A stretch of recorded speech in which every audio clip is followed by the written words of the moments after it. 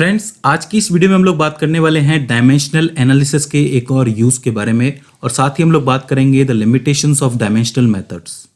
देखिए, इससे पहले हम लोग डायमेंशनल एनालिसिस के दो यूसेस के बारे में पढ़ चुके हैं।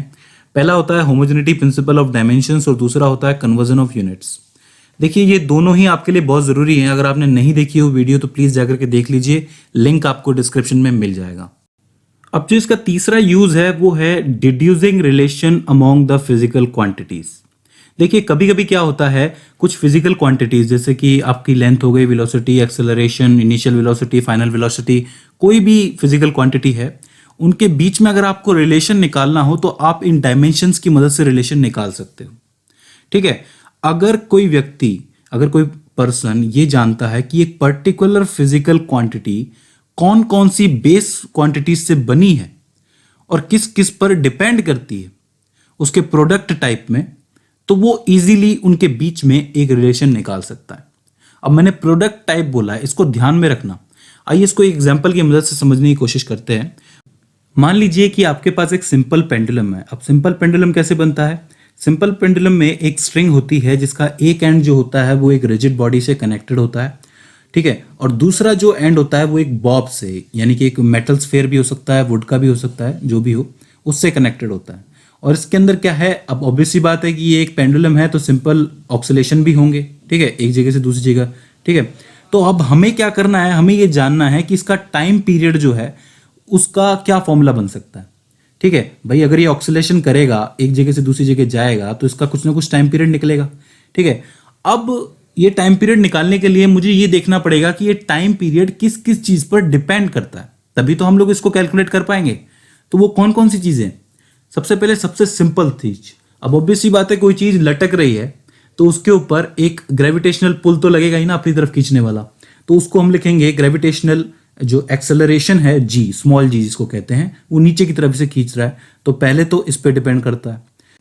दूसरी डिपेंडेंसी की बात करूं तो दूसरी डिपेंडेंसी है मास ऑफ द बॉब, यानी कि ये जो आपका स्फीयर लटका हुआ है इसका मास कितना होगा। ठीक है, ये मेटल का बना हुआ हो या वुड का बना हुआ, इसमें कुछ तो मास होगा, उस पर भी डिपेंड करेगा, क्योंकि अगर ये हल्का होगा तो हो सकता है ऑक्सीलेशन कम हो, भारी हो तो ज़्यादा हो सकते हैं। ठीक है, तो एम, स्मॉल एम जिसको कहते हैं, दूसरी डिपेंडेंसी हो जाती है। बात करें तीसरी डिपेंडेंसी की तो वो होगा लेंथ ऑफ द स्ट्रिंग। भाई, जितनी लंबी स्ट्रिंग होगी ऑक्सीलेशन हो सकता है, उतनी छोटे हों तो टाइम पीरियड कम ज़्यादा भी हो सकता है, और जितनी छोटी आपकी स्ट्रिंग होगी तब हो सकता है कि ऑक्सीलेशन ज़्यादा हो। ठीक है, ज़्यादा भी हो सकते हैं, कम भी हो सकते हैं, वहाँ पे भी टाइम पीरियड पे डिपेंडेंस होगी इस चीज़ की। ठीक है, तो इसका मतलब लेंथ ऑफ द स्ट्रिंग। अब याद रखना, इस स्ट्रिंग को हम लोगों ने मासलेस माना हुआ है। एक परफेक्ट सिंपल पेंडुलम के अंदर जो स्ट्रिंग होती है वो मासलेस मानी जाती है। ठीक है, हालांकि एरर तो हर जगह होता है, लेकिन इसको मासलेस ही मानेंगे। तो ये तीन चीज़ें हो जाती हैं, पहला आपका ग्रेविटेशनल पुल, दूसरा लेंथ हो जाती है, और तीसरी मास हो जाती है, मास ऑफ द बॉब हो जाती है। तो तीन चीजें पता चल गई, यानी कि टाइम पीरियड एक फिजिकल क्वांटिटी है, वो जो है डिपेंड करता है तीन फिजिकल क्वांटिटीज के ऊपर। पहला होता है आपका लेंथ ऑफ द स्ट्रिंग, दूसरा मास ऑफ द बॉब, तीसरा ग्रेविटेशनल पुल जी। तो हम लोग इसको प्रोडक्ट टाइप में लिखेंगे। प्रोडक्ट टाइप मैंने बोला था, याद रखना, तो प्रोडक्ट टाइप में हम लोग इसको मल्टीप्लाई करेंगे। ये time period T is equals to में एल ऑफ, यानी कि length of the string multiply by mass of the bob multiply by gravitational acceleration, और यहां पर हम लोग एक के को भी मल्टीप्लाई कर रहे हैं। अब ये के क्या है? के होगा आपका ऑक्सीलेशन का कांस्टेंट। भाई, एक पर्टिकुलर टाइम पीरियड में एक कांस्टेंट का भी यूज किया जाता है। अब वो कांस्टेंट क्या है ये हमें नहीं पता। ठीक है, तो हम लोगों ने इसको के लिख दिया है, और साथ ही हम लोगों ने क्या किया है कि एल की पावर एक्स, एम की पावर वाई और जी की पावर हम लोगों ने जेड लिख दिया है। क्यों लिखी है पावर? क्योंकि हमें पता है कि कोई भी पावर हो सकती है। ये तो हम लोगों ने डायरेक्टली प्रोडक्ट में लिख दिया था, लेकिन पावर लिखना इसलिए जरूरी हो सकता है कि एल का स्क्वायर करना पड़े, या एम का करना पड़े, या जी का करना पड़े। ठीक है, तो हम लोगों ने पावर लिख दिया क्योंकि हमें इसे डायमेंशंस की मदद से सॉल्व करना है ना। तो अब इसको सॉल्व करना है, रिलेशन निकालना है, तो कैसे निकालेंगे? हमें इसे डायमेंशनली चेक करना पड़ेगा। मतलब यहाँ पर LHS के अंदर आपको टी नजर आ रहा है और RHS के अंदर ये रिलेशन नजर आ रहा है, तो इनके अंदर हमें डायमेंशनल फॉर्मूला सेट करना पड़ेगा। तो LHS टी का डायमेंशनल फॉर्मूला क्या होगा? टी का डायमेंशनल फॉर्मूला होगा L0 M0 T1, और ये स्क्वायर ब्रैकेट के अंदर है। क्यों लिखा मैंने ऐसा? क्योंकि देखिए, टाइम पीरियड के अंदर एल का तो कोई डायमेंशन नहीं है, लेंथ का, मास का भी कुछ नहीं है, लेकिन टाइम का है, तो टाइम का 1 लिख दिया। इस इक्वल्स टू में RHS में आ जाइए, यहाँ पर k का तो कोई डायमेंशन होगा नहीं, क्योंकि k एक न्यूमेरिक वैल्यू है, तो ये डायमेंशन लेस है। तो एक बार के लिए इसको नेग्लेक्ट करके चलते हैं। तो यहाँ पर l का डायमेंशन क्या होगा? l की पावर हम लोग 1 लिखेंगे। क्यों लिखेंगे? क्योंकि स्ट्रिंग की कोई ना कोई लेंथ होगी और इसको स्क्वायर ब्रैकेट के अंदर रखेंगे और उसकी पावर भी हम लोग x लिखेंगे। क्यों? क्योंकि यहाँ पर ऊपर भी हम लोगों ने x लिखी है ना, ठीक है। इसी तरीके से m का क्या होगा भाई? m जो है कुछ ना कुछ होगा, मतलब मास कुछ ना कुछ होगा बॉब का, तो m की पावर 1 लिखेंगे और उसकी जो पावर है, मतलब स्क्वायर ब्रैकेट के ऊपर पावर है, वो y लिख देंगे। इसी तरीके से g यानी कि ग्रेविटेशनल एक्सेलरेशन, एक्सेलरेशन का जो हमारा डायमेंशनल फॉर्मूला होता है वो क्या होता है? लेंथ अपॉन में टाइम स्क्वायर, ठीक है। तो इसका मतलब ब्रैकेट के अंदर लेंथ की पावर तो 1 आएगी और टाइम स्क्वायर है, और चूंकि टाइम ऊपर आ गया तो टाइम की पावर -2 आएगी, ठीक है। और ब्रैकेट के ऊपर जो पावर लगेगी वो लगेगी z। देखिए, मैं आपसे रिक्वेस्ट करता हूं कि वो पिछली वीडियो प्लीज़ जाकर के देख लीजिए, क्योंकि हो सकता है कि आपको डायमेंशनल फॉर्मूला बनाने में दिक्कत हो रही हो। वो वीडियो देख लेंगे तो आपको ईजी रहेगा, ठीक है। तो अब यहाँ पर हम लोगों ने अच्छी तरीके से पावर्स लिख दी। अब करना क्या है कि इस लेफ्ट हैंड साइड को तो ऐसे छोड़ दिया हम लोगों ने, l की पावर 0, m की पावर 0, t की पावर 1 इज इक्वल्स टू में यहाँ पर l की पावर x, अब पावर से मल्टीप्लाई कर दीजिए, l की पावर x कर दिया, ये अंदर z मल्टीप्लाई होगा तो l की पावर z, और यहाँ पर t की पावर माइनस का 2z, और इधर m की पावर y लिख दिया। मैं m को इस तरफ ले आया हूँ, ठीक है। अब क्या करना है? इसको मल्टीप्लाई करना है, इस l को इसके अंदर मल्टीप्लाई करना है, ठीक है। l से l मल्टीप्लाई हो सके जिसकी मदद से, तो L0 M0 T1 is equals to में ब्रैकेट में देखिए l से l मल्टीप्लाई होगा तो उसकी जो पावर्स हैं वो ऐड होंगी, क्योंकि हमें पता है कि जब हम लोग किन्हीं दो न्यूमेरिक वैल्यू या फिर किन्हीं दो चीज़ों को मल्टीप्लाई करते हैं तो उनकी पावर ऐड हो जाती है।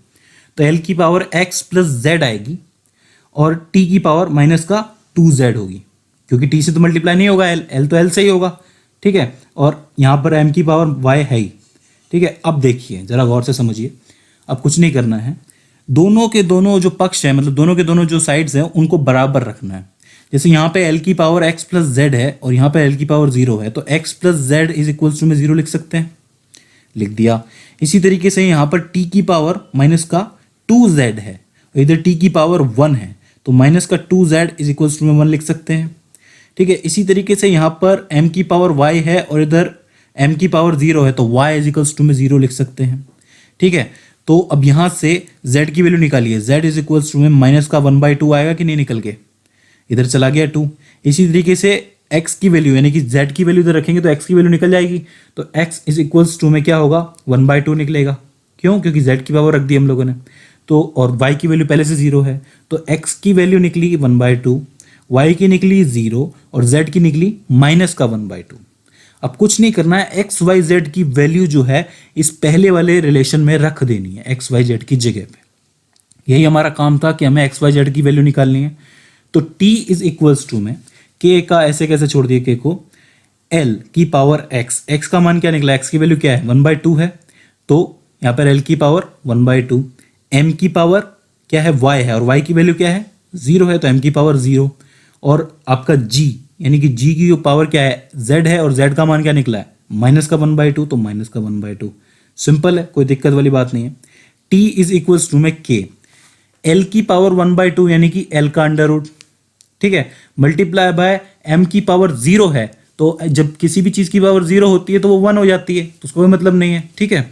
इसी तरीके से g की पावर माइनस का 1/2 है, यानी कि g को नीचे ले जाना पड़ेगा और फिर से अंडर रूट में रखना पड़ेगा, यानी कि जो अपॉन में आएगा अंडर रूट g, तो आप इसको सीधे सीधे लिख सकते हो t इज इक्वल्स टू में k multiply by under root में l अपॉन में g, और ये होगा सिंपल पेंडुलम के टाइम पीरियड का फॉर्मूला।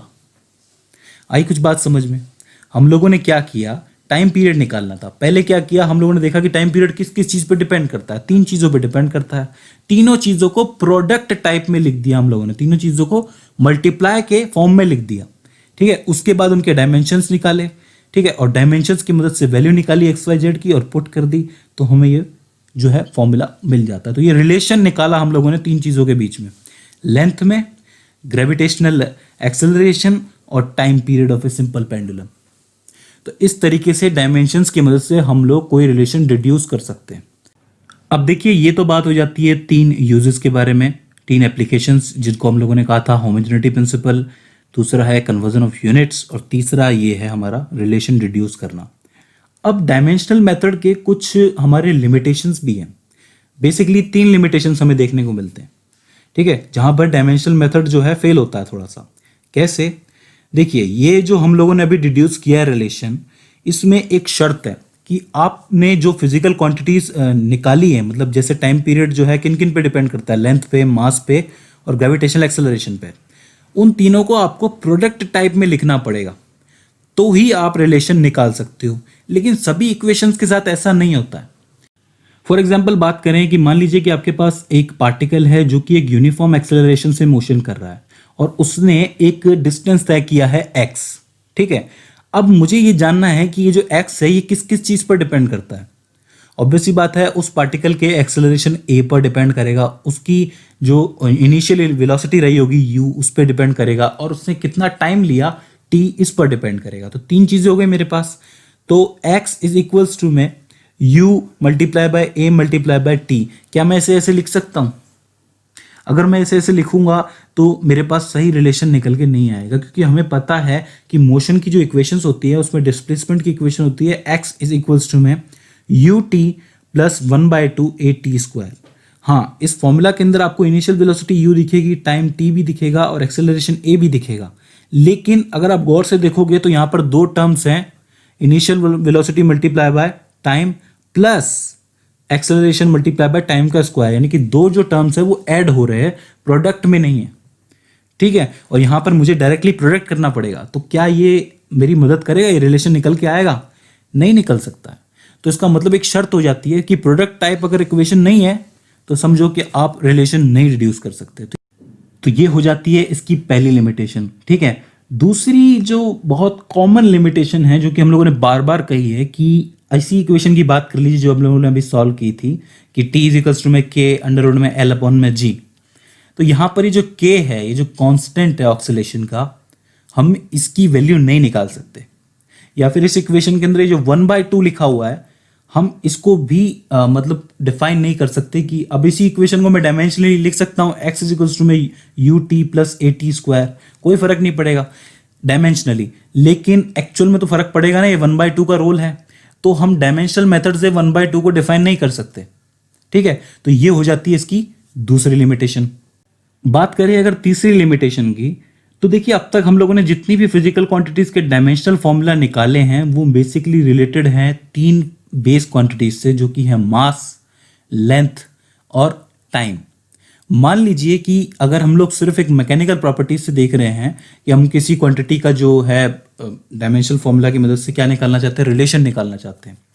लेकिन अगर इन तीनों के अलावा बाकी 4 डायमेंशंस होती हैं, उनमें से कोई डायमेंशन आ गई, तो हम लोग इसके अंदर इस चीज को डिफाइन नहीं कर पाएंगे। जैसे करंट होता है, करंट की जो डायमेंशन होती है वो a होती है, ठीक है। इसी तरीके से सब्सटेंस यानी कि जो होता है उसकी मोल होती है। तो उन जगहों पे क्या होता है कि जो मैकेनिकली हम लोग 3 क्वांटिटीज के एक्सपोनेंट तो बना लेते हैं, लेकिन आप उनके एक्सपोनेंट्स को डिफाइन नहीं कर सकते। जैसे करंट है, मान लीजिए कि अगर आपको कोई इलेक्ट्रिकल फिजिकल क्वांटिटी बनानी है तो आप ढंग से उसको कैलकुलेट नहीं कर पाओगे, डिराइव नहीं कर पाओगे, ठीक है। तो वहां पर जो है ये लिमिटेशन अप्लाई हो जाती है। तो इन 3 लिमिटेशंस का आपको ध्यान रखना है। हालांकि डायमेंशंस का रोल बहुत ज़्यादा है, किसी भी इक्वेशन के सही होने के लिए, उसका स्कोप बनाने के लिए उसका डायमेंशनली करेक्ट होना ज़रूरी है according to homogeneity principle of dimensions. So friends, ये हो जाता है डायमेंशनल एनालिसिस का लास्ट यूज़ और साथ साथ लिमिटेशन ऑफ डायमेंशनल मेथड। अब अगर आप लोगों को इसके अंदर कोई क्वेरी आती है, कोई सवाल आता है, तो आप हमें कमेंट सेक्शन के जरिए बता सकते हैं, और साथ ही आप हमें ये भी बता सकते हैं कि क्या इसके बाद आप अलग अलग फिजिकल क्वांटिटीज़ के ऊपर एक वीडियो चाहते हैं जिसकी हम लोग सिर्फ डायमेंशनल फॉर्मूला बनाना सिखाएं, ठीक है। तो वो वीडियो भी हम लोग आपके लिए बना सकते हैं, ठीक है। तो आई होप आपको ये वीडियो समझ में आई होगी, आपके लिए वीडियो इन्फॉर्मेटिव रही होगी, हेल्पफुल रही होगी, इसमें कोई क्वेरी नहीं रही होगी। इसके बाद भी कोई क्वेरी आती है, कोई दिक्कत आती है या फिर हमसे कोई गलती हो जाती है, तो प्लीज़ आप हमें कमेंट सेक्शन के जरिए बताइए। तो फ्रेंड्स, आज की इस वीडियो के अंदर बस इतना ही। See you in the next one.